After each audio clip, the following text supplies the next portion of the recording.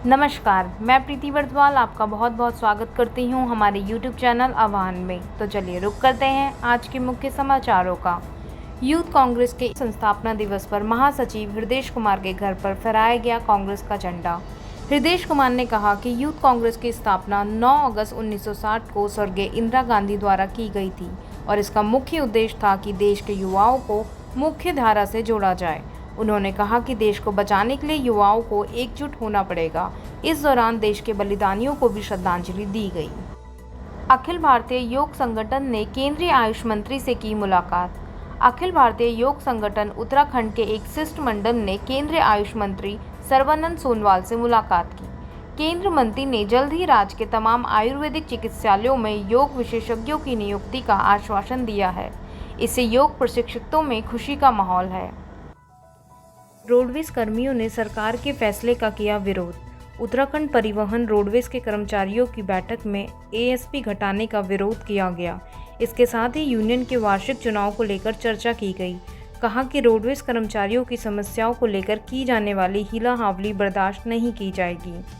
उत्तराखंड में 17 अगस्त तक बढ़ाया गया कोविड कर्फ्यू। उत्तराखंड में कोविड कर्फ्यू मंगलवार सुबह 6 बजे से 17 अगस्त 6 बजे तक बढ़ा दिया गया है। इस सप्ताह कोविड कर्फ्यू में ना तो कोई रियायत दी गई है, ना ही कोई बंदिश लगाई गई है। कोविड कर्फ्यू के 2 अगस्त को जारी आदेश में दिए गए सभी दिशा निर्देश को पूर्व की भांति यथावत रखा गया है। रामगढ़ ब्लॉक के ग्रामीणों ने एसडीएम को सौंपा ज्ञापन। रामगढ़ ब्लॉक के ग्रामीण सोमवार को कलेक्ट्रेट पहुंचे। उन्होंने कहा कि ग्राम उमागढ़ स्थित चाय के बगीचे में 172 नाली भूमि पर किसी बिहारी व्यक्ति की ओर से अपना स्वामित्व बताया जा रहा है, जबकि यह भूमि 1975 के अधिग्रहण कानून के तहत सरकार ने प्राप्त कर रखी थी। प्रधानमंत्री किसान सम्मान निधि योजना के तहत करोड़ों की राशि की गई जमा। प्रधानमंत्री किसान सम्मान निधि योजना के तहत उत्तराखंड के 8.82 लाख किसानों के बैंक खातों में 176.46 करोड़ की राशि जमा की गई। सोमवार को प्रधानमंत्री नरेंद्र मोदी ने वीडियो कॉन्फ्रेंसिंग के जरिए लाभार्थी किसानों के खातों में योजना की धनराशि हस्तांतरित की है। ऋषिकेश में बढ़ा गंगा का जलस्तर। बारिश की वजह से तीर्थ नगरी में गंगा पक्के घाटों के ऊपर से होकर बह रही है। दोपहर 12 बजे गंगा का जलस्तर बढ़ने से त्रिवेणी घाट पर बना आरती स्थल जलमग्न हो गया। यहाँ गंगा नदी चेतावनी रेखा 339.5 से मात्र 43 सेंटीमीटर नीचे 339.07 मीटर पर बह रही थी। नौकरी छोड़ शुरू किया मशरूम का व्यवसाय। प्रधानमंत्री ने की सराहना। नई टिहरी में डडरू गांव के सुशांत उनियान ने मेट्रो सिटी की नौकरी छोड़कर गांव में मशरूम उत्पादन शुरू कर स्वरोजगार अपनाया तो उनकी यह मेहनत धीरे धीरे रंग लाने लगी। वर्ष 2017 में उन्होंने प्रयोग के तौर पर मशरूम का उत्पादन शुरू किया था। आज वह मशरूम से अच्छी खासी आय अर्जित कर रहे हैं। तेजी से गहरा रहा है जलवायु परिवर्तन का संकट।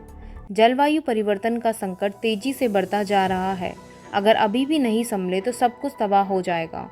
वैज्ञानिकों ने आगाह किया है कि जलवायु परिवर्तन के कारण भारत को लू और बाढ़ के खतरों का सामना करना पड़ेगा। 2 डिग्री तापमान बढ़ने पर भारत, चीन और रूस में गर्मी का प्रकोप बहुत बढ़ जाएगा। ट्रिब्यूनल रिफॉर्म बिल 2021 लोकसभा में हुआ पारित। देश में अब 9 ट्रिब्यूनल खत्म हो जाएंगे। इससे संबंधित विधेयक को सोमवार को राज्यसभा से मंजूरी मिल गई। ट्रिब्यूनल रिफॉर्म बिल 2021 लोकसभा में 3 अगस्त को पास हो चुका है। इस विधेयक के जरिए जिन ट्रिब्यूनल को खत्म किया जा रहा है उसमें फिल्म सर्टिफिकेशन अपीली ट्रिब्यूनल भी शामिल है। यूएनएससी की बैठक में बोले पीएम मोदी, समुद्री इंफ्रास्ट्रक्चर को बढ़ाने की है जरूरत। पीएम मोदी ने कहा कि आज आतंकी घटना और समुद्री लुटेरों के लिए समुद्र का रास्ता इस्तेमाल हो रहा है, इसलिए हम इस विषय को सुरक्षा परिषद के पास लेकर आए हैं।